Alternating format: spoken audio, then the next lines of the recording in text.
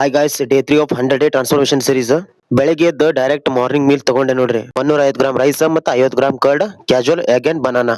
ಯಾಕಂದ್ರ ನಮ್ ಕಾಲೇಜ್ದಾಗ ಅಸೈನ್ಮೆಂಟ್ ಏನ್ ಸಿಗ್ನೇಚರ್ ಮಾಡ್ತಾರ ಅನ್ನೋದು ಗೊತ್ತಾಗಲಾಗಿತ್ತು ನನಗೆ. ಯಾವಾಗಾದ್ರೂ ಮುಗಿಲಿ, ಜಿಮ್ ಮಾತ್ರ ಈವ್ನಿಂಗ್ ಹೊಂಟಿ ನೋಡ್ರಿ. ಇವಾಗ ಕಾಲೇಜ್ ರೆಡಿಯಾಗಿ ಜಲ್ದಿ ಹೋದ್ರು ಇವತ್ ಕೆಲಸ ಆಲಿಲ್ರಿ. ಹಂಗ ವಾಪಸ್ ಬರ್ಬೇಕಾದ್ರ ಪಾರ್ಟಿ ಪ್ಲಾನೆಟ್ದಾಗ ಚೀಸ್ ಖಾಲಿ ಆಗಿತ್ತು. ಚೀಸ್ ತಗೊಂಡ್ ಬಂದೆ ನೋಡ್ರಿ. ಮನಿಗ್ ಬಂದು ಒಂದ್ ಎಳ್ನೀರ್ ಕುಡಿದು ಅರ್ಧ ತಾಸ ಬಿಟ್ಟಾದ್ಮೇಲೆ ಜಿಮ್ಮಿಗೆ ಹೊಂಟೆ ನೋಡ್ರಿ. ಜಿಮ್ಮಿಗೆ ಬಂದ ಇವತ್ತಿನ ವರ್ಕೌಟ್ ಆಗಿತ್ತು ಶೋಲ್ಡರ್. ವಾರ್ಮ್ ಅಪ್ ಮಾಡಿ ಫುಲ್ ಬಾಡಿ ಸ್ಟ್ರೆಚಿಂಗ್ ಮಾಡಿದೆ. ಫಸ್ಟ್ ವರ್ಕೌಟ್ ಆಗಿತ್ತು dumbbell lateral raise 5 kg 20 into 4 sets. Next 7.5 kg 15 into 3 sets. Next 10 kg ಇದು 12 into 2 sets.